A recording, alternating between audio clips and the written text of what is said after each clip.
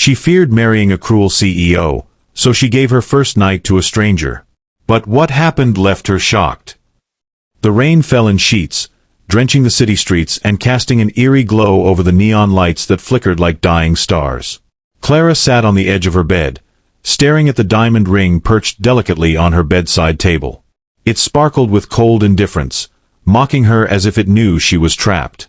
Tomorrow would be her wedding day, a union orchestrated not by love but by desperation. Her father's failing business had left them drowning in debt, and marrying Alexander Kane, the ruthless CEO who had swooped in with his offer of salvation, seemed like the only way out. Clara shuddered at the thought of him. Alexander was handsome, yes, but there was something cruel about the way he carried himself, as though the world existed solely for his amusement. His piercing blue eyes held no warmth, only calculation. He spoke softly, yet every word felt like a blade slicing through her resolve. The few times they'd met, his touch sent chills down her spine, not the kind born of attraction, but of dread. She feared what life with him would mean, endless nights spent wondering when his patience would snap, when his cruelty would rear its ugly head. But tonight wasn't about fear. Tonight was about defiance. Clara had made up her mind hours ago, after another sleepless night filled with nightmares of walking down the aisle toward a man whose smile never reached his eyes. She couldn't give herself entirely to someone she didn't trust, someone who might crush her spirit without a second thought. And so, she decided to take control of one thing, the one thing she feared losing most before tomorrow's vows bound her forever. Her first night. It wasn't supposed to happen this way. She imagined it differently. Soft candlelight, whispered promises, a connection deeper than words could describe. Instead, she found herself standing outside a dimly lit bar, her heart pounding against her ribcage like a caged bird desperate to escape. The air smelled of stale beer and cigarette smoke, mingling with the dampness from the rain. Inside, laughter and music spilled onto the street, a stark contrast to the storm brewing within her. Clara hesitated, clutching her coat tightly around her trembling body. What was she doing? This wasn't her. She wasn't reckless or impulsive. She was careful, calculated, always thinking 10 steps ahead. Yet here she was, about to do something so wildly out of character that it terrified her more than the idea of becoming Mrs. Alexander Kane. Taking a deep breath, she pushed open the door and stepped inside. The noise hit her like a wall, loud and chaotic, forcing her to steady herself against the sudden sensory overload. Her eyes scanned the room, searching for... what exactly? Someone willing to share a fleeting moment with her? A stranger who wouldn't ask questions, who wouldn't judge her for the choices she'd made, or hadn't made. Her gaze landed on him almost immediately. He sat alone at the far end of the bar, nursing a drink while absently tapping his fingers against the glass. There was nothing extraordinary about him at first glance. He wore a simple leather jacket, jeans, and boots, but there was something magnetic about the way he carried himself. Confidence radiated off him, not the arrogant kind that oozed entitlement, but the quiet assurance of someone comfortable in their own skin. Their eyes met briefly, and Clara felt her stomach flip. For a moment, she considered turning around and leaving, retreating back into the safety of her predictable, albeit suffocating, life. But then he smiled, a small, crooked grin that softened the sharp angles of his face, and something inside her shifted. Before she could talk herself out of it, she walked over and slid onto the stool beside him. "You look like you're trying to decide whether to run or stay," he said, his voice low and smooth, tinged with amusement. Clara blinked, caught off guard by how easily he read her. "Is it that obvious?" "Only because I've been where you are." He tilted his head slightly, studying her with curious eyes. "What's your story?" She opened her mouth to respond, then closed it again, unsure of how much to reveal. How could she possibly explain the tangled web of obligations, fears, and desires that brought her here? So instead, she blurted out the truth, raw and unfiltered. "I'm getting married tomorrow." His expression didn't change, but she noticed the faint tightening of his jaw. "And you're here because I don't want my first time to be with him." The words tumbled out before she could stop them, leaving her cheeks burning with embarrassment. She expected him to laugh, to call her naive or foolish, but he simply nodded, as if her confession made perfect sense. "That's brave," he said finally, swirling the remnants of his drink in the glass. Most people just go along with what's expected of them. I'm tired of doing what's expected of me, Clara admitted, surprising even herself with the honesty in her tone. I wanted tonight to be mine. Just once, I wanted to choose. He studied her for a long moment, his gaze intense but not intrusive. Then, without warning, he stood up and extended his hand. Come with me. Clara froze, her pulse racing. Was this really happening? Could she trust him?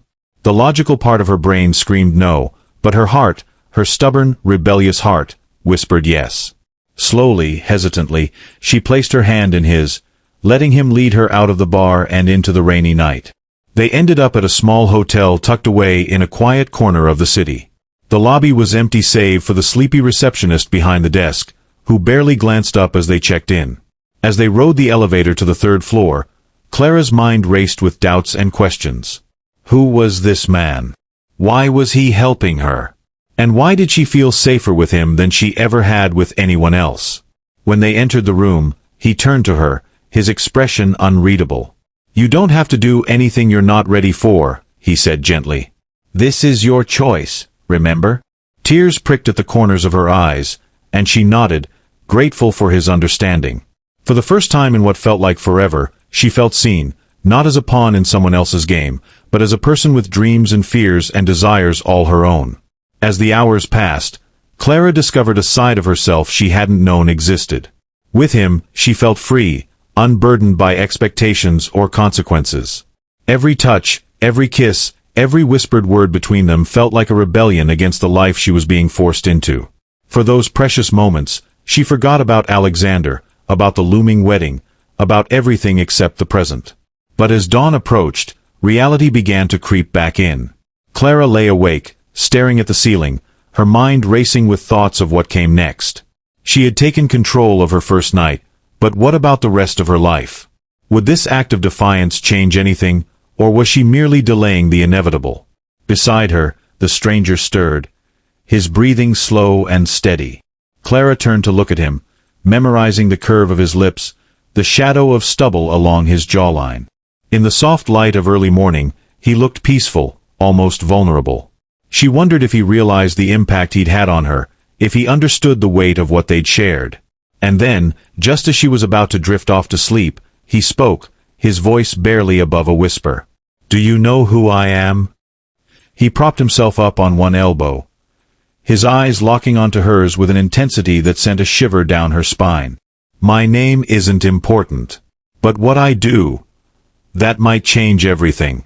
Before she could respond, he reached for his jacket, pulling out a folded piece of paper. He handed it to her, his expression unreadable. Read this, and then decide what you want to do next. Clara unfolded the paper, her hands trembling as she scanned the contents. Her breath caught in her throat, and her vision blurred as tears welled up in her eyes. Whatever she had expected, it wasn't this. The words on the page were enough to turn her entire world upside down, leaving her questioning everything she thought she knew. And as the sun rose higher in the sky, casting golden light through the cracks in the curtains, Clara realized that her journey was far from over. What happened next would depend entirely on the choices she made, and the courage she found within herself to face whatever came her way. The paper trembled in Clara's hands as she read the words scrawled across it, her mind struggling to process their meaning. It was a letter, no, more like a dossier, detailing Alexander Kane's darkest secrets. The stranger had handed her evidence of corruption, manipulation, and even allegations of criminal activity that painted her fiancé not just as cruel but as dangerous. Her heart raced as she flipped through the pages, each line revealing another layer of deceit. Names of shell companies used to launder money. Photos of clandestine meetings with shadowy figures. Testimonies from former employees who claimed they were silenced or ruined when they tried to expose him. And then there was the most damning piece, a contract signed by Alexander himself, outlining a deal with a notorious crime syndicate. The implications were staggering. This wasn't just about saving her father's business anymore. This was about survival. Clara looked up at the stranger, her voice barely audible. "Who are you?" she whispered, her eyes wide with shock and confusion. He leaned back against the headboard, his expression calm but tinged with something unreadable, perhaps regret, perhaps resolve. Let's just say I've been watching Alexander for a while now, he said slowly. I'm not here to hurt you, Clara. If anything, I'm trying to save you. Save me, she echoed, her voice rising slightly. You think giving me this bombshell is supposed to make things better? Do you have any idea what this means? What it could cost me? It means you have power, he replied firmly. Power over him. Power over your future. You don't have to marry him, Clara. Not if you don't want to. She shook her head, tears streaming down her face. It's not that simple. My family, we're drowning. Without his money, we lose everything. My dad, he'll go bankrupt. We'll lose our home, our livelihoods, she trailed off, clutching the papers tightly as if they might disappear if she let go. And what about you? He asked softly. What will marrying him cost you? His question hung heavy in the air, forcing Clara to confront the truth she'd been avoiding. Marrying Alexander wouldn't just mean sacrificing her freedom. It would mean living under the thumb of a man capable of unimaginable cruelty. Every day would be a gamble, wondering whether his temper would flare or his schemes would unravel around them. Could she really live like that?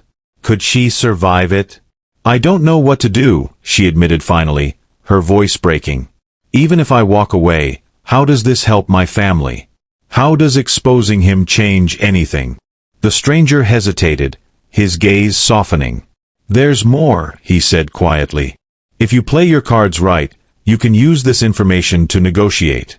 Make him pay, not just financially, but legally. He won't see it coming. Trust me, people like Alexander always underestimate those they consider powerless. Clara stared at him, her mind reeling. Was he suggesting blackmail? Extortion? The very idea made her stomach churn, yet part of her couldn't deny the appeal. For once, she wouldn't be the victim. For once, she could take control. But before she could respond, a sharp knock on the hotel room door shattered the fragile tension between them. Both froze, their eyes locking in alarm. Who could possibly be looking for her here? Had someone followed her last night? Or worse, had Alexander somehow found out? Stay here, the stranger murmured, slipping out of bed and grabbing his jacket. He moved silently toward the door, peering through the peephole before exhaling sharply. It's clear, he said, turning back to her. But we need to leave. Now. Clara scrambled to gather her belongings, her heart pounding wildly. As they slipped out of the room and into the hallway, she couldn't shake the feeling that they were being watched. Every creak of the floorboards, every flicker of movement in the shadows sent her nerves spiraling. They took the stairs instead of the elevator, emerging onto the street just as the rain began to fall again. We can't go back to your place, he said as they hurried down the sidewalk. Not yet. He'll find you there. My place. Clara repeated, incredulous. Are you insane? I can't just disappear. You don't have a choice, he shot back, his tone firm but not unkind. If you want to protect yourself and your family, you need to stay hidden until we figure out our next move. Our next move, she echoed, stopping in her tracks. Wait a minute. Why are you so invested in this? Who are you? He paused, turning to face her. His eyes were stormy, conflicted, as though he were wrestling with whether to tell her the truth. Finally, he sighed. My name is Daniel Cross, he said. And I work for someone who has a vested interest in taking Alexander Kane down.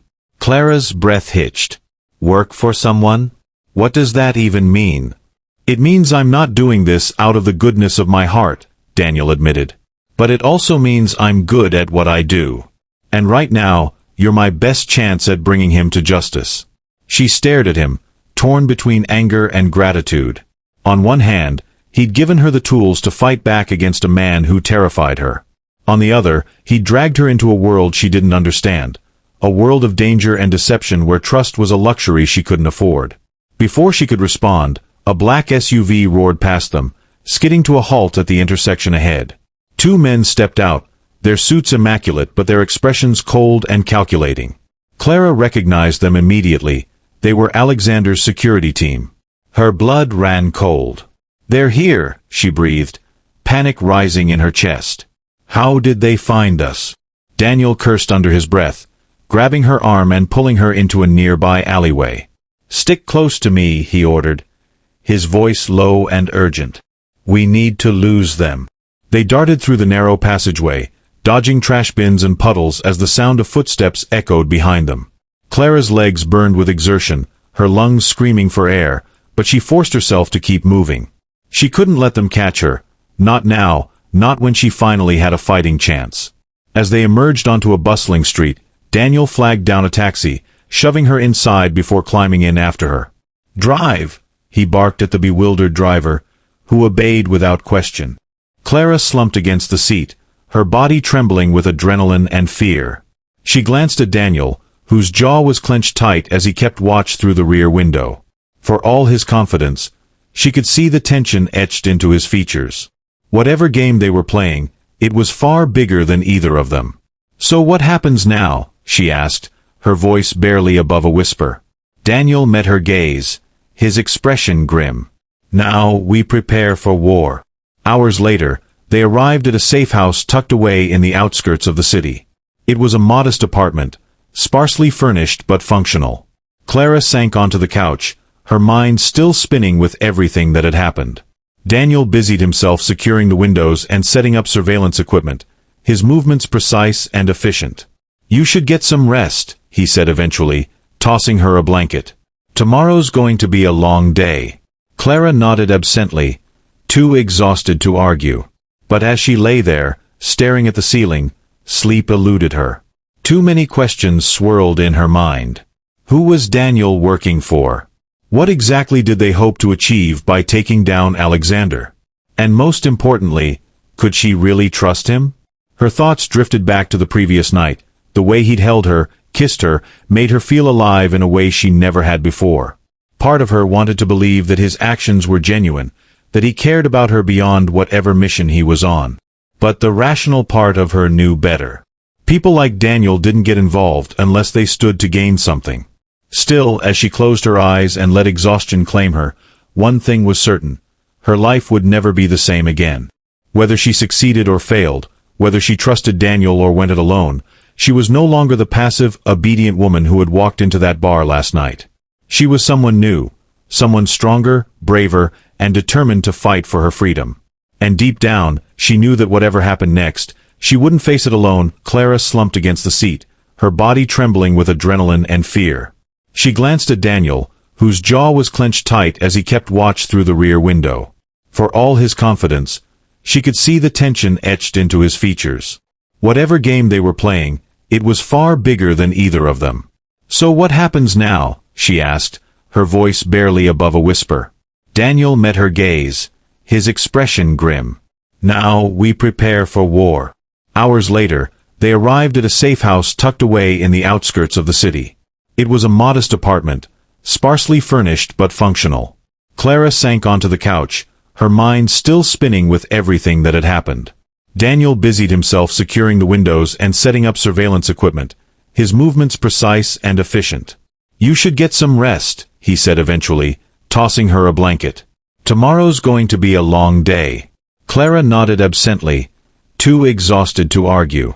But as she lay there, staring at the ceiling, sleep eluded her. Too many questions swirled in her mind. Who was Daniel working for? What exactly did they hope to achieve by taking down Alexander? And most importantly, could she really trust him? Her thoughts drifted back to the previous night. The way he'd held her, kissed her, made her feel alive in a way she never had before. Part of her wanted to believe that his actions were genuine, that he cared about her beyond whatever mission he was on. But the rational part of her knew better. People like Daniel didn't get involved unless they stood to gain something. Still, as she closed her eyes and let exhaustion claim her, one thing was certain: her life would never be the same again. Whether she succeeded or failed, whether she trusted Daniel or went it alone, she was no longer the passive, obedient woman who had walked into that bar last night. She was someone new, someone stronger, braver, and determined to fight for her freedom. And deep down, she knew that whatever happened next, she wouldn't face it alone.